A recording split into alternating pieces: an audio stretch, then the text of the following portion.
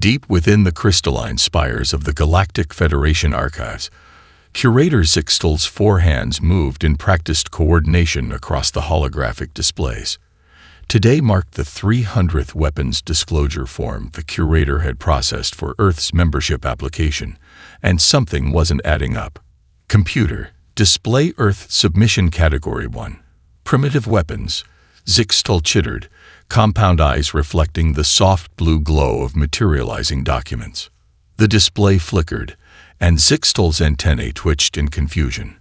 Where other species submitted complex diagrams of their earliest energy projectors or matter disruptors, the humans had submitted photographs of rocks, not specialized minerals or crystalline formations, but ordinary rocks, tied to sticks.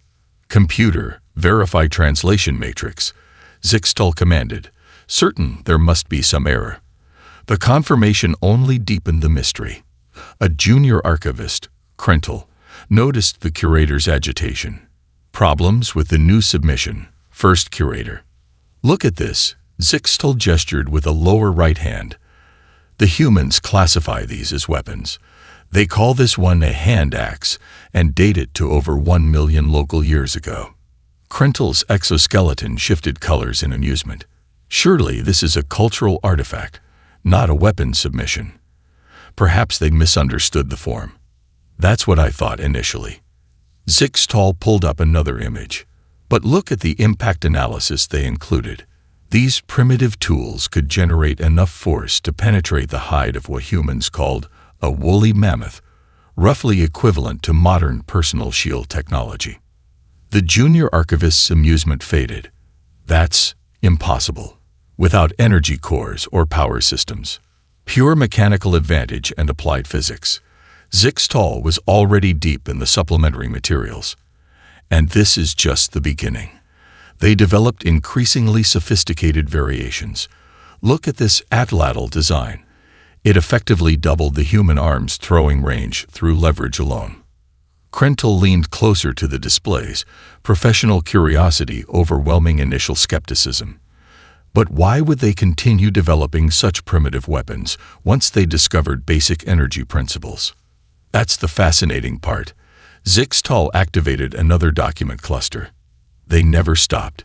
Even after developing nuclear weapons, humans continued practicing with these ancient tools. They turned them into sports, art forms, cultural traditions. The archive chamber grew quiet as more staff gathered around the peculiar submission. Zixtal barely noticed, lost in examination of human martial development.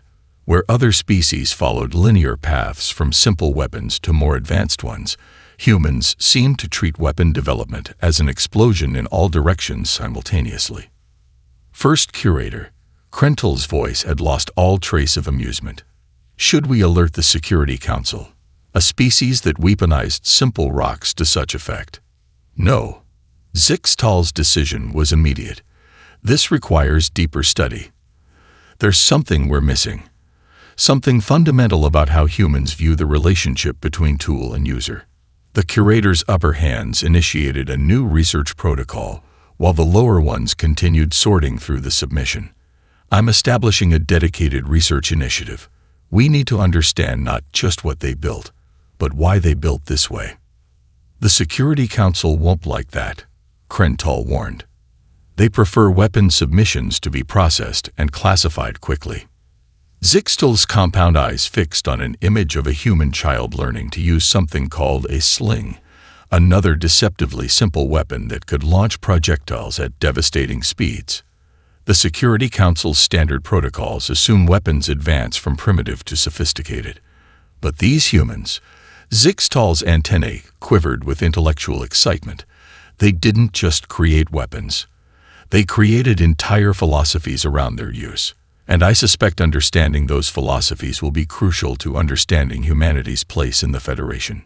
As the archive staff dispersed back to their duties, Zixtal initiated the formal research request. The curator had a feeling this seemingly simple weapons disclosure was about to turn into something much more significant and much more interesting than anyone in the Federation could have anticipated. The Federation's Science Council chamber hummed with restless energy as the gathered sinologists and weapons specialists shifted in their environmental pods. Zixtal stood before them, all four hands steady despite the pressure. Esteemed colleagues, the curator began. What you're about to see will challenge our fundamental understanding of weapons development. Zixtal activated the central display, showing a human child with a simple leather sling. High Counselor Vermax's bioluminescent patches flickered with barely contained disdain. Curator, the Council's time is valuable.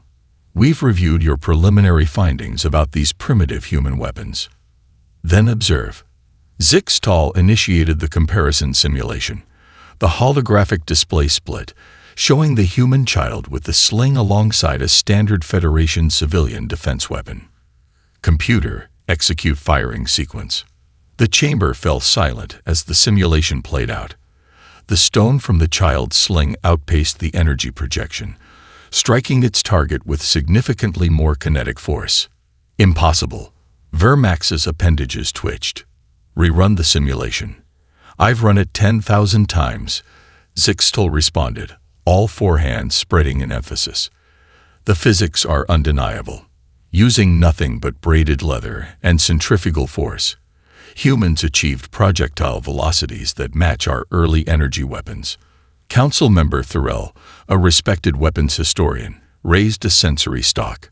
But surely this required extensive training. Specialized materials. That's the fascinating part. Zixtal brought up new images. Human children learned these skills through play. They turned weapon training into games. While our species focused on removing user error from the equation, humans embraced it. They turned their own biological limitations into advantages. The simulation continued, showing variations of sling use across human cultures. Each demonstration drew more concerned murmurs from the Council. And this was just the beginning, Zixtal continued. They developed hundreds of variations. Some human cultures could launch projectiles with such accuracy they could target gaps in armor at ranges we considered impossible without targeting computers. Vermax's bioluminescence had shifted to warning colors. This should have been reported to security, not science. A species that builds its children's toys to match military capabilities. With respect, High Counselor, Zixtal interrupted, a career-risking move. That reaction proves we're asking the wrong questions. We're seeing this through the lens of our own development. Humans didn't develop these weapons because they were efficient. They developed them because they were adaptable. The curator brought up a new display, showing human hunting parties using different weapon combinations. Look at how they coordinate. Different weapons for different roles. They turned limitations into specializations.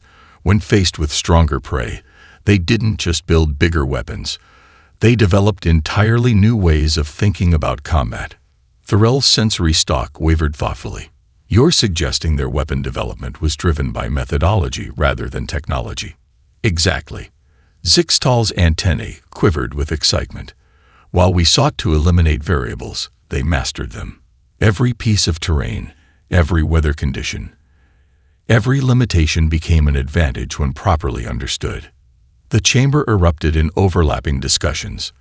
Vermax had to pulse their bioluminescence 3 times to restore order. And your recommendation, curator? The High Counselor's tone remained skeptical but had lost its dismissive edge. We need to establish a dedicated research division, not just to study their weapons, but to understand how they think about them. This isn't just about military implications.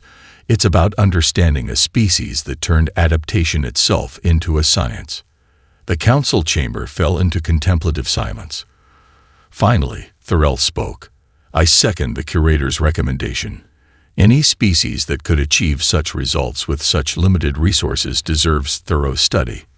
Vermax's appendages moved in the gesture of reluctant agreement. Research approved, but with oversight. And curator? Yes, High Counselor. These findings stay classified for now. The last thing we need is other species learning that children's toys could match their defense systems. As Zixtal left the chamber, The curator's mind was already racing with research plans. The council had only seen the beginning. Wait until they learned about something humans called the boomerang, a weapon that defied physics so elegantly that several of Zixtal's colleagues had initially declared it mathematically impossible. The crisp Montana morning air bit at Zixtal's environmental suit as the research team assembled at the ancient archery grounds. Their host, Sarah Chen, sixth-generation bowyer, stood patiently while the alien's translation matrices calibrated to her local dialect. "You've picked an excellent morning," Sarah said, unslinging a wooden bow that made Zixtal's instruments buzz with confusion. Light crosswind, about 20 kilometers per hour, humidity at 60%. You can sense all that without instruments, Dr. Kiveth, the team's xenobiologist, asked while adjusting his atmospheric filters. Sarah smiled, knocking an arrow. "Been doing this since I could walk. After a while, you feel it more than measure it." The arrow flew, covering 200 meters before striking the target's center with a solid thunk. Zixtal's team erupted in chittering excitement as their instruments processed the shot. "Impossible," Kiveth muttered, all six eyes fixed on his readings. The arrow's trajectory adjusted mid-flight to account for wind variables. "No," Sarah corrected, already drawing another arrow. "I adjusted before releasing. You account for drop, wind, and drift all at once. It's instinct after enough practice." The research team watched in silence as Sarah launched arrow after arrow, each finding its mark with devastating precision. Their instruments recorded everything. The micro-adjustments in her stance, the minute changes in draw weight, the arrow's flex and spin. "We're approaching this wrong," Zixtal realized, mandibles clicking in excitement. "We've been measuring the bow as a weapon system, but it's not. It's an extension of the human nervous system." Kiveth's color patches flickered in agreement. "The calculations required. They're doing complex physics equations instinctively. Their brains evolved to be natural ballistic computers." Sarah laughed, a sound that still startled the alien researchers. "Nothing so fancy. You feel the wind on your face. You know how the arrow needs to move. Simple as that." "Simple?" Kiveth's translator crackled with incredulity. "You're making adjustments that our targeting computers need milliseconds to calculate." "Watch this," Sarah said, drawing her bow again. "See that leaf falling from the oak tree? Count to 3. The team watched as a leaf detached from a distant branch. Before it could fall 2 meters, Sarah's arrow pinned it to the target behind it. "That's not just physics," Zixtal said quietly.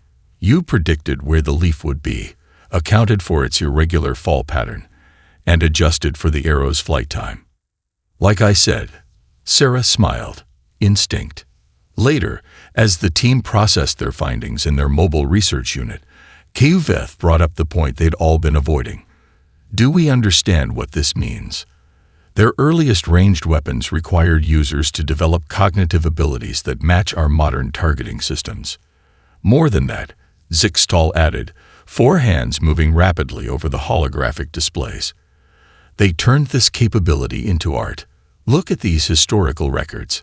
Archery competitions, hunting rituals, warfare techniques. They didn't just master the physics, they celebrated it. "The security implications," another researcher began. "Are secondary," Zixtal interrupted. "What matters is we've been asking the wrong questions. We kept looking for power sources, for technological innovations. But humans, they turned themselves into the technology." The team worked late into the night, compiling their findings. They documented the microscopic muscle adjustments, the intuitive physics calculations, the seamless integration of environmental data. But it was Zixtal's final observation that would cause the most controversy back at the Federation. "In all our species' histories," the curator wrote, "we developed technology to overcome our limitations. Humans developed themselves instead. They didn't just create weapons. They rebuilt themselves into something new. Every human archer isn't just using a bow. They're demonstrating millions of years of evolutionary programming, thousands of years of cultural refinement, and centuries of artistic tradition, all released with a single breath. As the research ship lifted off the next morning, Sarah Chen stood at the archery range, practicing the same shots her ancestors had mastered millennia ago, unaware that she had just redefined how an entire galaxy understood human capability. The Federation Metallurgy Institute's main laboratory was silent except for the soft hum of analysis equipment and the occasional scrape of Zixtal's claws on the console. On the examination table lay a katana, its folded steel catching the light in ways that shouldn't be possible according to standard metallurgical principles. "Play the footage again," Zixtal instructed. The holographic display flickered to life, showing an elderly Japanese swordsmith performing a ritual that seemed more ceremony than science. Dr. Rylak, the Institute's chief researcher, gestured at the display with 3 of his sensory appendages. "Notice how he speaks to the metal, not just working it, but communicating with it. Our initial analysis suggested this was religious behavior, but the molecular structure tells a different story," Zixtal finished. "Each fold creates patterns that shouldn't exist. The steel remembers." The footage continued, showing the swordsmith reciting ancient poems while folding the hot metal. Each strike of his hammer was preceded by a whispered word, each fold accompanied by a verse that had been passed down through generations. "We've identified 47 distinct stages in traditional Japanese sword-making," Dr. Rylak continued. "Each has its own song, its own rhythm. We thought they were merely cultural artifacts until we analyzed the resonance patterns." Zixtal's antennae twitched in excitement. The songs matched the metal's crystalline frequency. "Exactly." Dr. Rylak activated another display, showing the molecular analysis. "They developed an auditory guide for perfect metallurgical manipulation centuries before they understood molecular structure. The songs told them when the temperature was right, when the fold was perfect, when the steel was ready." The curator moved closer to the katana, all 4 hands hovering over its surface without touching. And this was just one tradition. The Damascus steelsmiths had their own methods, the Norse their own songs. "That's what troubles the Institute," Dr. Rylak admitted. "Other species developed metalworking as a science. Humans turned it into poetry. They achieved results that matched our early industrial capabilities through intuition." The laboratory's door hummed open as master swordsmith Takeshi Yamamoto entered, his aged frame carrying the dignity of centuries of tradition. The Federation scientists straightened respectfully. "You've been studying her for hours," Takeshi said, nodding toward the katana. "What do your machines tell you?" Zixtal's translator struggled with the proper honorifics. "Master Yamamoto, we've discovered that the traditional forging songs create perfect harmonic resonances in the steel's molecular structure. The poems are actually sophisticated metallurgical formulas." Takeshi smiled. "The songs are not for the steel, curator. They are for the smith. They teach us to listen, to feel, to understand. The steel has its own song. We merely learn to hear it." Dr. Rylak's appendages writhed in confusion. But the mathematical precision of the folds, the perfect carbon distribution. "Come." Takeshi gestured to the forge in the corner, specially installed for his demonstrations. "Let me show you the difference between knowing steel and understanding it." For the next hour, the Federation scientists watched in fascinated silence as Takeshi worked a piece of metal, his soft songs guiding every motion. When he finally quenched the blade, their instruments registered patterns they'd never seen before. Later, after Takeshi had left, Zixtal updated the research logs. Human metallurgy cannot be understood solely through scientific analysis. They developed an entirely different approach to material manipulation, one that merged art, science, and spiritual practice into something entirely new. Their weapons were never just tools. They were expressions of humanity's unique ability to find poetry in the practical, beauty in the brutal, and harmony in the precise. Dr. Rylak added his own observation. Perhaps this is why their ancient weapons endure. While other species discarded their primitive tools, humans preserved theirs not just as artifacts, but as living traditions. Each sword is not just a weapon, but a story told in steel, a poem written in carbon and iron, a song that has echoed through their history for thousands of years. The katana lay silent on the examination table, its folded steel holding secrets that even the Federation's most advanced analysis couldn't fully decipher. Secrets that could only be understood through the marriage of science and soul that humans had mastered millennia ago. The ancient ruins of Stirling Castle loomed against Scotland's grey sky as Federation engineers swarmed the grounds like industrious insects. Their instruments probed the earth where trebuchets once stood, analyzing soil compression patterns and structural stress points. Chief Engineer Naxvi crouched by a particularly well-preserved foundation, her crystalline exoskeleton refracting the weak sunlight. Curator Zixtal, we've finished the simulation model. You'll want to see this. Zixtal hurried over, all four hands clutching data pads. The holographic projection sprang to life between them, showing a full-scale trebuchet reconstruction. Even as a simulation, its presence was intimidating. We've confirmed the historical accounts. Naxvi continued, adjusting the model's parameters. Using just counterweights and gravity, they could launch projectiles weighing up to 300 kilograms over 400 meters. The physics are elegant, another engineer chittered from nearby. Simple machines combined to create a force multiplier that would match our early planetary defense systems. Zixtal's antennae twitched thoughtfully. But that's not what makes it remarkable, is it? No, Naxvi agreed, her crystalline form vibrating with excitement. Watch this. She overlaid acoustic modeling onto the simulation.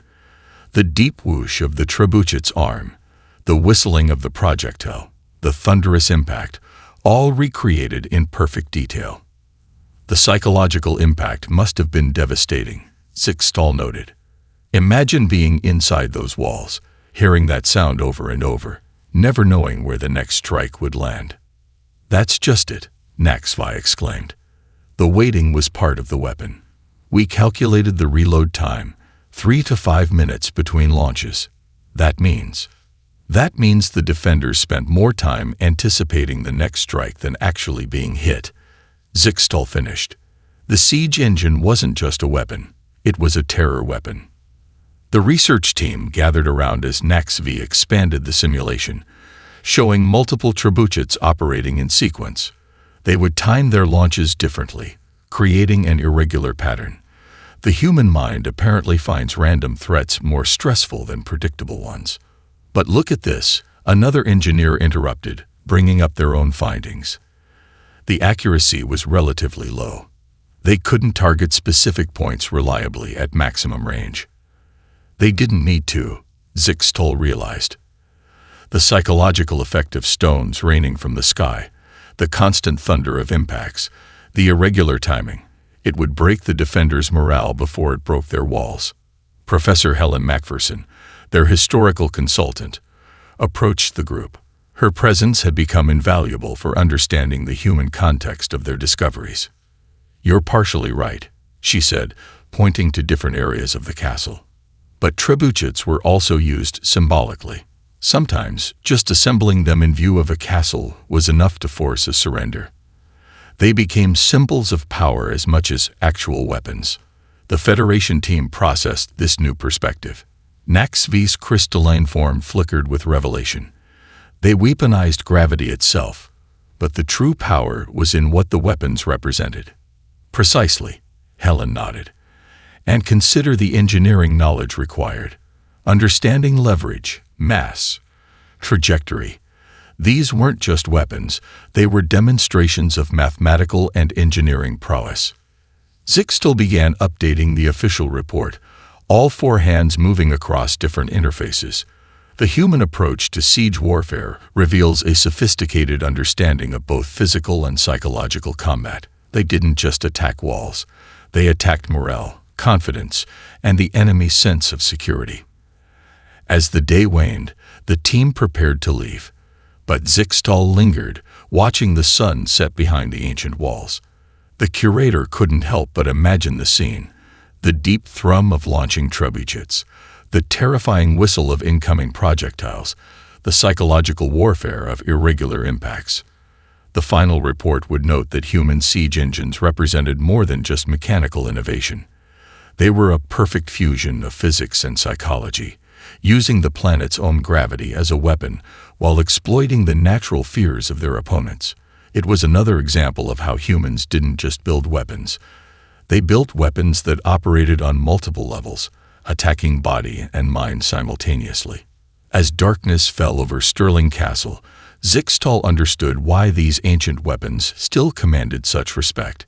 In their elegant simplicity, they demonstrated humanity's unique talent for turning the fundamental forces of nature into instruments of both destruction and deterrence. The Federation research team stood behind reinforced observation barriers as historical reenactors took their positions on the restored battlefield.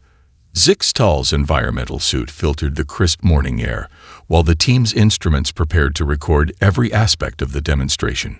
Remember, Dr. Marcus Chen, their military historian, addressed both the reenactors and observers. We're recreating a standard line infantry exchange from the Napoleonic era. Everything exactly as it would have been. Zixtal watched as the humans formed their lines, muskets gleaming in the early light. The curator had expected primitive black powder weapons to be simple affairs. The preliminary research couldn't have been more wrong. First volley, Marcus called out. Standard company fire. The sound hit first, a rolling thunder that set Zixtal's antennae vibrating. Then came the smoke, thick and white, obscuring everything. The Federation instruments went wild, trying to track multiple variables simultaneously. Fascinating, Dr. Teklor, the xenopsychologist, muttered. They're intentionally creating chaos. Keep watching, Marcus said, as the line began their well-practiced reloading drill. This is where it gets interesting. Through the smoke, Zixtal could see the soldiers moving in perfect synchronization. Pour powder, ram ball, prime pan, each motion drilled into muscle memory. The curator's four hands moved rapidly across diagnostic displays, recording everything. They're maintaining formation despite being effectively blind, Tekler noted. The smoke doesn't impede them at all. It's not just about firing the weapons, Marcus explained. It's about discipline. Standing in line, holding formation while under fire. That was the real test of soldiers. Another volley crashed out, and Zixtal's instruments captured something remarkable. The psychological impact. It's not just about the bullets, is it?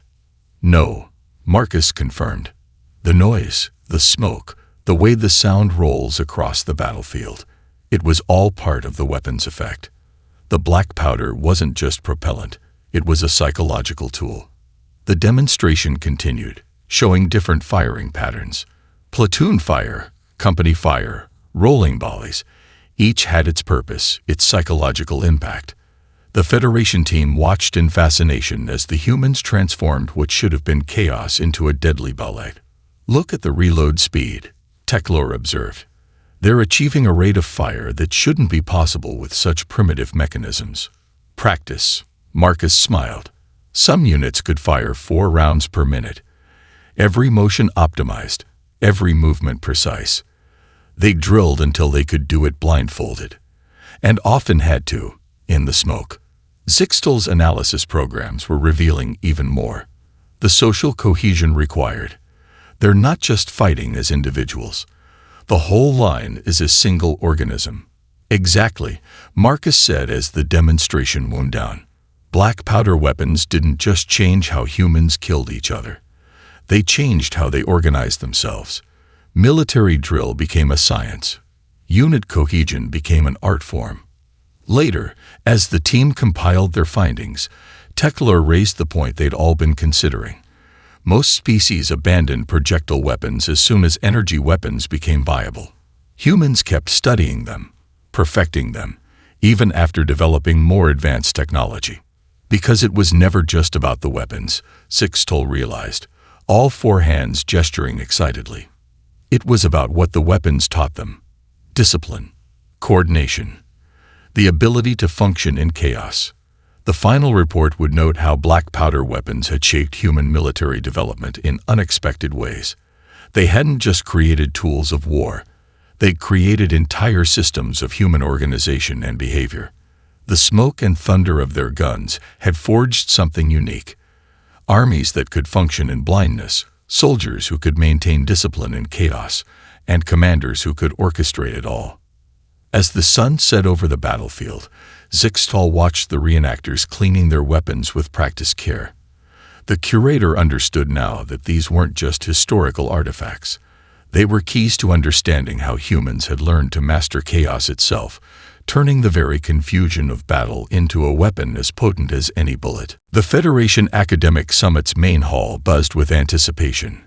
Representatives from 100 worlds filled the tiered seating, their varied environmental suits creating a rainbow of containment fields. Zixtal stood at the podium, research data organized across all 4 hands. Distinguished colleagues, the curator began. Our year-long study of human weapons development has revealed something unprecedented in galactic history. The holographic display activated, showing a montage of human combat forms. A samurai practicing kata, a medieval knight drilling with a sword, an archer drawing their bow with perfect form. We began this research expecting to map a linear progression of military technology, Zixtal continued. Instead, we found something far more profound. Humans didn't just create weapons, they created entire philosophies around their use. The display shifted to show a split screen, a modern human practicing ancient sword techniques alongside historical combat manuscripts. Most species abandon their primitive weapons as technology advances. Humans preserve theirs, not just as artifacts, but as living traditions. Each weapon became a path to understanding something deeper about themselves. Dr. Vexna, the Federation's leading xenoanthropologist, raised a sensory appendage. Are you suggesting their weapon development was driven by spiritual rather than practical concerns? Both, and neither, Zixtal replied. Consider the Japanese sword arts. The kata they practice aren't just combat moves, they're moving meditations. Each strike contains centuries of philosophical reflection on the nature of conflict itself. The curator activated another display, showing the internal scans of various human martial artists in action. Their neural patterns during weapon practice matched those of deep meditation. They turned combat training into a form of enlightenment.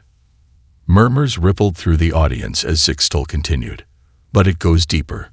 Human weapon masters don't just train their bodies, they forge their spirits.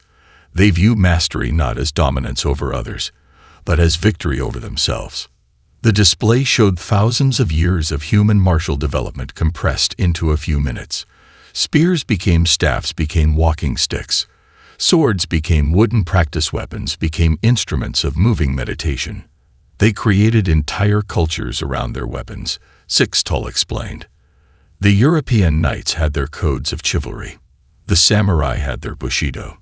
The Chinese martial artists developed philosophies that saw combat as a path to understanding the universe itself. Professor Ural, a military historian, interjected. But surely this was limited to their primitive weapons, once they developed more advanced technology. That's just it, Zixtal clicked excitedly. They applied the same philosophical approach to every new weapon they developed. Look at their military academies, their officer training. The emphasis isn't just on technology. It's on character, on understanding, on the responsibility that comes with power. The curator brought up the final display, a modern military ceremony alongside ancient weapon rituals. They never saw weapons as mere tools. Each weapon, from the simplest stick to the most advanced device, became a means of testing and transforming the wielder. The hall fell silent as the implications sank in. Zixtal's antennae quivered with intensity. We've been asking the wrong questions all along.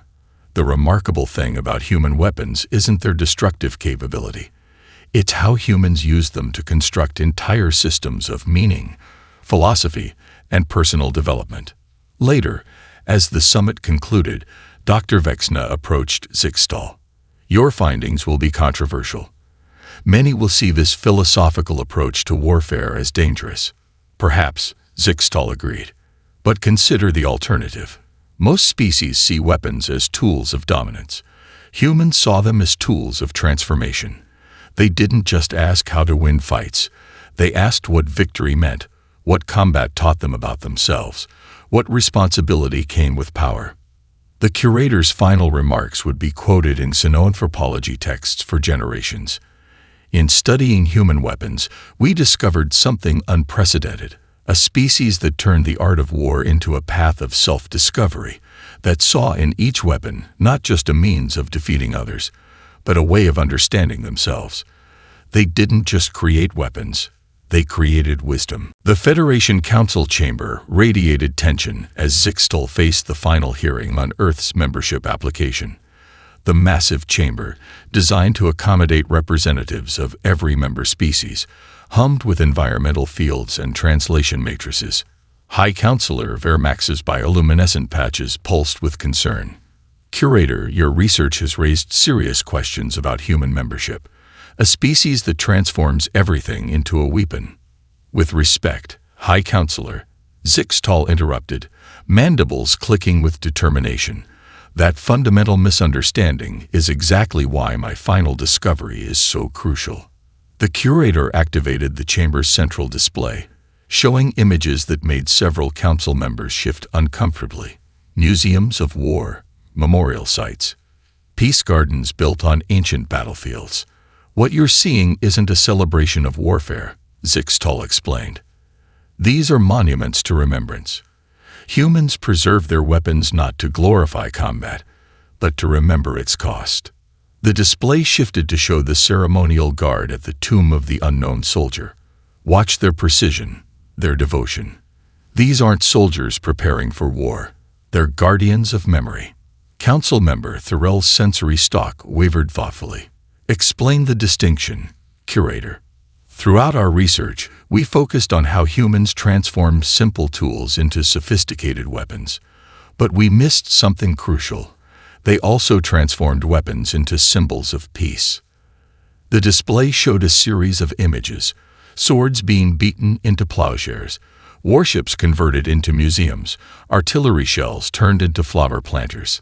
Humans don't preserve their ancient weapons out of bloodlust, Zixtal continued. They preserve them as reminders. Each display, each ceremony, each preserved tradition carries the same message. Remember the cost, honor the fallen, work for peace. Vermax's bioluminescence shifted to a skeptical frequency, yet they continue to develop new weapons. Because they understand something profound, Zixtal responded. Look at this. The display showed a father teaching his child at a museum, explaining the artifacts behind the glass. They used their weapons' history to teach each new generation about the responsibility of power. Every weapon is a lesson, every artifact a warning. The curator's four hands moved in perfect synchronization, bringing up more displays. They created something unique in galactic history, a warrior culture that prizes peace, a martial tradition that teaches restraint, a weapons heritage that warns against warfare. The council chamber fell silent as Zixtal delivered the final evidence. Consider their most solemn monuments. They don't celebrate victories. They honor sacrifice. They don't glorify war. They remind us of its tragedy. They transformed their weapons into tools of memory, using them to teach future generations the value of peace. Elder Kavan, who had remained silent throughout, finally spoke. You believe this makes them suitable for Federation membership. I believe it makes them essential, Zixtal declared. They developed weapons that could have destroyed their world dozens of times over. Instead, they created traditions that turned those same weapons into teachers of peace. The curator's antennae quivered with conviction. Most species either abandon their martial past or remain trapped by it. Humans found a third path. They preserved their warrior traditions while transforming them into safeguards against war itself. The council deliberated for hours. Finally, Vermax's bioluminescence shifted to the formal pattern of declaration. The council has reached a decision. Earth's membership application is approved. As the chamber erupted in discussion, Farrell approached Zixtal privately. Your research changed many minds, Curator. But tell me, what do you really think we can learn from humans? Zixtal's compound eyes reflected the chamber's lights. They taught me that wisdom isn't just about advancing beyond our past. It's about transforming it. They turned weapons into teachers, warriors into guardians of peace, and the memory of war into a foundation for harmony. The Curator watched as the Council dispersed, knowing that humanity's admission would change the Federation forever. Not because humans had mastered the art of making weapons, but because they had mastered something far more difficult: the art of turning weapons into tools of peace.